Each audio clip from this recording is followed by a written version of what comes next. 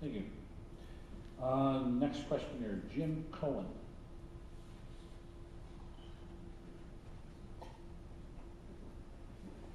Well, I assume with any luck, one of you gentlemen will be representing us come November.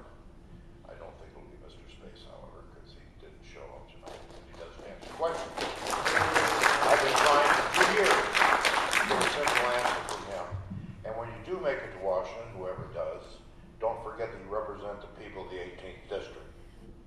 You know how people can go without heat and food, and you can justify spending $787 billion somewhere is beyond me.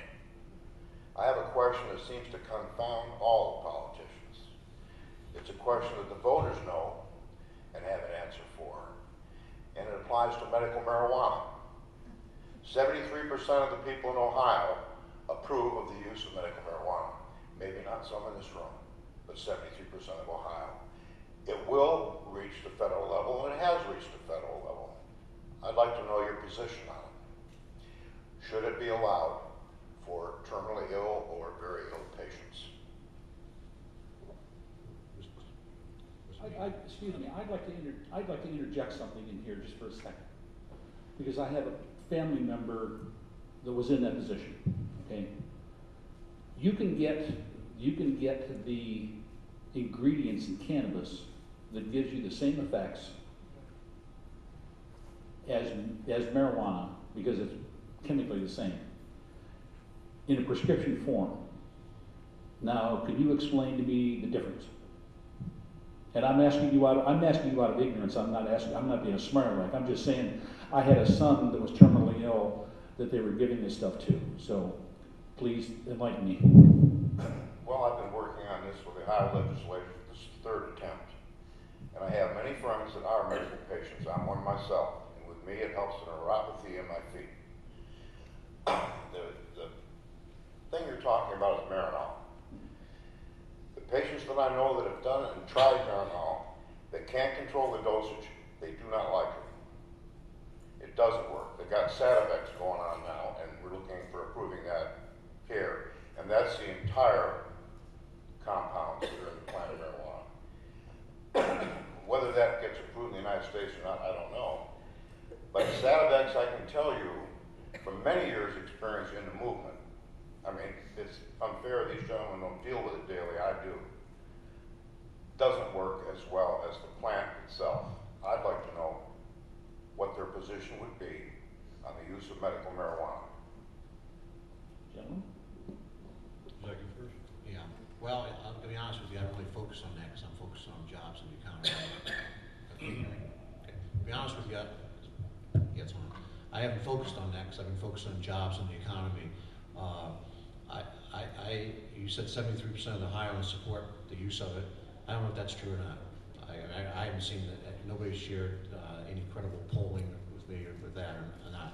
All I do know, in California, there's certain communities out there that apparently do allow growing marijuana for so-called medical reasons.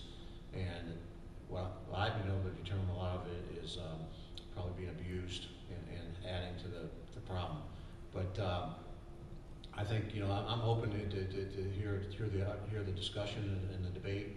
I have no opinion on that right now because I haven't focused on that at all. I have an opinion on that.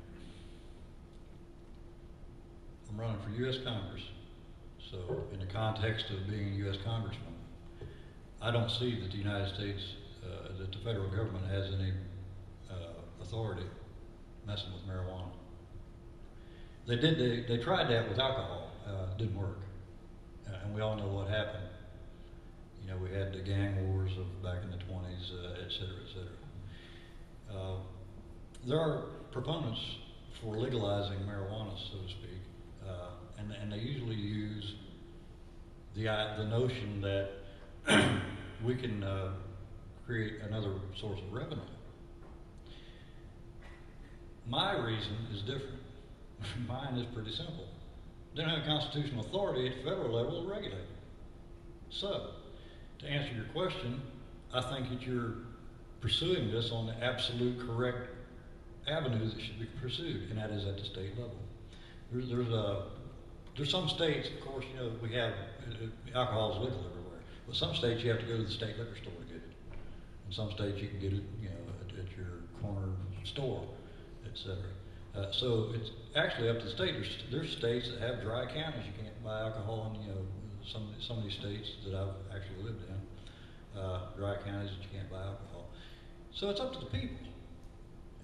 But on the front end of it, I didn't see the word marijuana anywhere in the Constitution. I really didn't.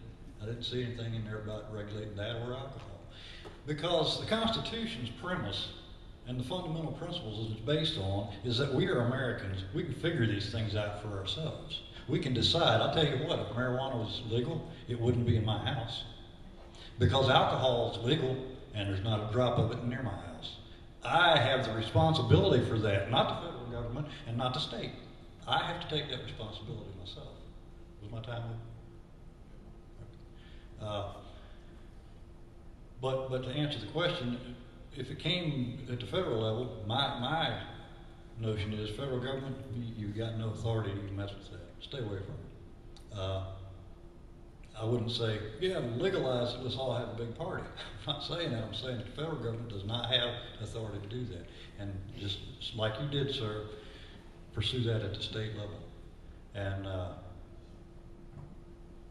I think that's where the answers for most of our problems are going to end up in being resolved. At the federal level, see, one of the problems is that we got a lot of marijuana coming across the borders. There's gang wars going on down in Arizona, killing people for marijuana. You have a follow-up question? Therein lies the problem with the drug war. You know? And if marijuana is so evil, it's a Schedule 1, which means doctors can't touch it or prescribe it. Why then have they approved Marinol, which has got the main ingredient of THC? Why does the government hold a patent on marijuana filed in 2003? Probably to see if they can sell it to Philip Morris or Chesterfield someday.